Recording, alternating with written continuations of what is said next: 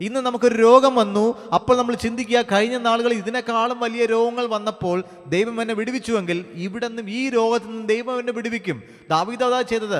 ദാവീദിനൊരു വിശ്വാസമുണ്ടായിരുന്നു. മുൻപിൽ ഗോലിയാത്ത് നിൽക്കുവാണ്. ദാവീദ് ഏത് വിശ്വാസത്തിലാണ് പോയത്? ദൈവം എൻ്റെ കൂടെയുണ്ട്. അത് മാത്രമല്ല, സിംഹത്തിൻ്റെ കയ്യിൽ നിന്നും കരടിയുടെ കയ്യിൽ നിന്നും എന്നെ രക്ഷിച്ച ദൈവം, അല്ലെങ്കിൽ അതിനെയൊക്കെ തകർക്കുവാൻ എനിക്ക് ബലം തന്ന ദൈവം, അതിനെയൊക്കെ കൊല്ലുവാനും എൻ്റെ ആടുകളെ വിടുവിക്കുവാനും എനിക്ക് ബലം തന്ന ദൈവം ഈ ഗോലിയാത്തിനെ കൊല്ലുവാൻ എനിക്ക് ബലം തരും. ആമേൻ. അതുകൊണ്ട് ദൈവത്തെ വാഴ്ത്തുന്നവരായിരിക്കണം. അപ്പോസ്തല പ്രവൃത്തികൾ 28-ാം അധ്യായം അതിന് 15-ാം വാക്യം. പൗലോസ് ദൈവത്തെ വാഴ്ത്തി ധൈര്യം പ്രാപിച്ചു.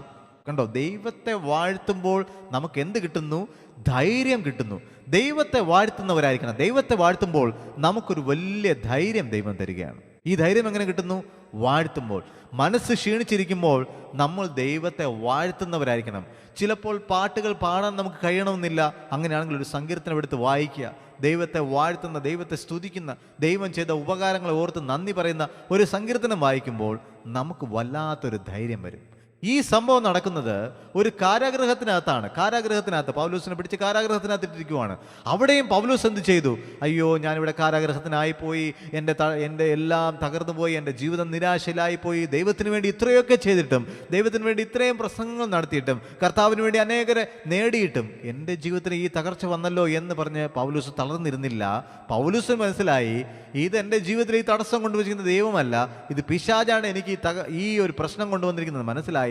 പൗലോസിൻ്റെ മനസ്സിനെ തകർന്നു പോകാതെ, പൗലോസിൻ്റെ മനസ്സിനെ നിരാശയിലേക്ക് വിടാതെ പൗലോസ് ഒരു കാര്യം തീരുമാനിച്ചു: ഞാൻ യഹോവയെ വാഴ്ത്തും, ഞാൻ യഹോവയെ എല്ലാ കാലത്തും വാഴ്ത്തും, അവിടുത്തെ സ്തുതി എപ്പോഴും എൻ്റെ നാവിന്മേലിരിക്കും. അങ്ങനെ ചെയ്യുമ്പോഴാണ് നമുക്കൊരു ധൈര്യം വരുന്നത്. പ്രിയമുള്ളവരെ, നമ്മുടെ ജീവിതത്തിൽ ഇന്ന് തകർച്ചകളുണ്ടോ, പ്രയാസങ്ങളുണ്ടോ എങ്കിൽ നമ്മൾ ഇന്ന് ദൈവത്തെ വാഴ്ത്തി നമ്മൾ ധൈര്യം പ്രാപിക്കുന്നവരായിരിക്കും. ദൈവത്തെ വാഴ്ത്തി ധൈര്യം പ്രാപിക്കുന്നത്. ഈ അകത്തായിരുന്നപ്പോഴും പൗലോസ് ദൈവത്തെ വാഴ്ത്തുകയും അങ്ങനെ ധൈര്യം പ്രാപിക്കുകയും ചെയ്തു.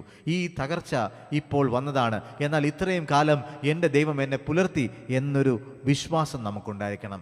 ആ ദൈവം നമ്മളെ കൈവിടാത്ത ദൈവം.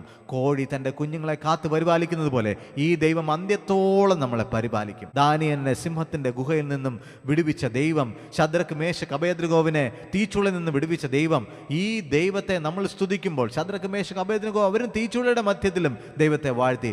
ദാനിയേൽ സിംഹത്തിൻ്റെ ഗുഹയിലും ദൈവത്തെ വാഴ്ത്തിയപ്പോൾ അവർ ധൈര്യം പ്രാപിച്ചു.